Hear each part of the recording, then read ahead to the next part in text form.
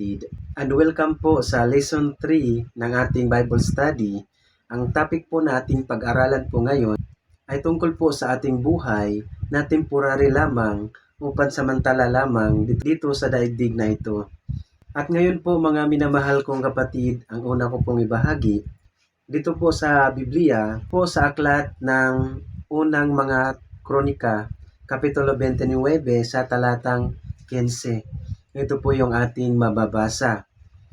Tulad ng aming mga ninuno, kami nga'y mga dayuhan at naglalakbay lamang. Ang buhay namin sa daigdig na ito ay parang anino at pansamantala lamang. At dito po sa aklat ng mga awit or Psalms, chapter 119, verse 19 to 20. Ito po yung ating mababasa.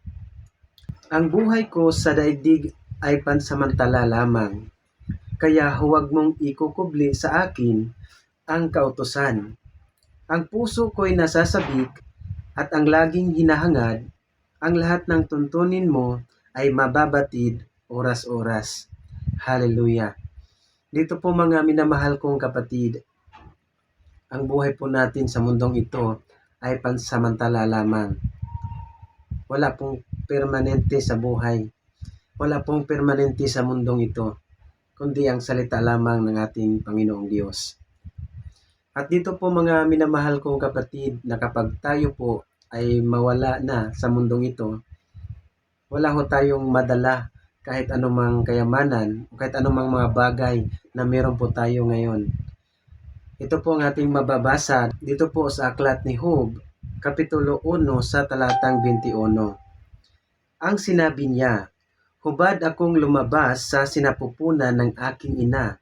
Hubad din akong babalik sa lupa. Si Yahweh ang nagbigay, si Yahweh rin ang babawi. Purihin si Yahweh. Hallelujah! Isinilang po tayo sa mundong ito na hubad o walang anumang bagay. Sa atin pong kamatayan ay ganun din po, wala po tayong madala. Hubad po tayong babalik sa lupa. Mga minamahal kong kapatid, pakaikli po ang buhay. At ito po ang ating mababasa dito po sa aklat ni Job, Kapitulo 14, sa talatang 1 hanggang 2. Ito po yung ating mababasa.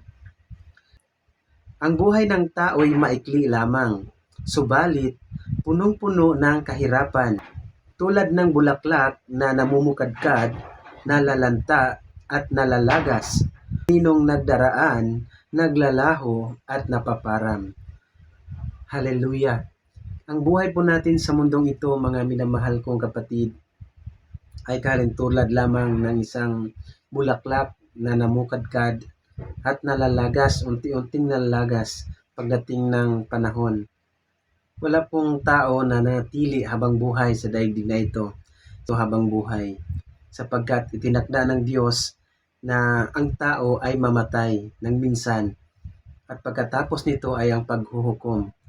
At ito po ang ating mababasa dito po sa aklat ng mga Hebreo, Kapitulo 9 sa talatang 27. Ito po yung ating mababasa.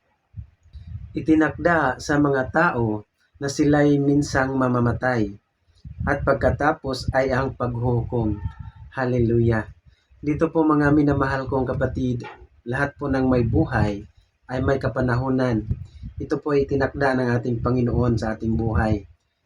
Kaya't gamitin po natin ang ating buhay para po sa kapurihan ng ating Panginoon. Alam po ba natin mga minamahal kong kapatid, na kapag dumating ang araw ng ating kamatayan o mawala na tayo ng buhay, ay mawala na rin tayo ng pag-asa upang magampanan natin ang tungkulin na ibinigay ng ating Panginoon. Dito po sa aklat ng Ang Mga Ngaral or Ecclesiastes, Kapitulo 9 sa talatang 5 hanggang 6. Alam ng buhay na siya'y mamamatay, ngunit ang patay ay walang anumang nalalaman. Wala na silang pag-asa at nakakalimutan ng lubusan. Nawawala pati ang kanilang pag-ibig, pagkapuot at pagkainggit. Ano pa't wala silang namamalayan sa anumang nangyari sa mundo. Hallelujah! Dito po mga minamahal kong kapatid, na kapag tayo ay mawala na ng buhay, wala na po tayong pag-asa upang magampanan natin ang mga bagay na pinagawa sa atin ng ating Panginoon. Kaya ngayon po mga minamahal kong kapatid na tayo po ay nabubuhay, gawin po natin lahat ng ating makakaya upang maglingkod sa Diyos. Huwag nating sayangin ang pagkakataon na makinig ng salita ng Diyos, na makinig sa mga ngaral sa salita ng Diyos, sapagkat ito po ang kayamanan na hindi na mawala kailanman. Hanggang dito lamang po mga minamahal kong kapatid. Maraming salamat. Ingat po kayo palagi. Jesus loves you. Bye-bye and God bless.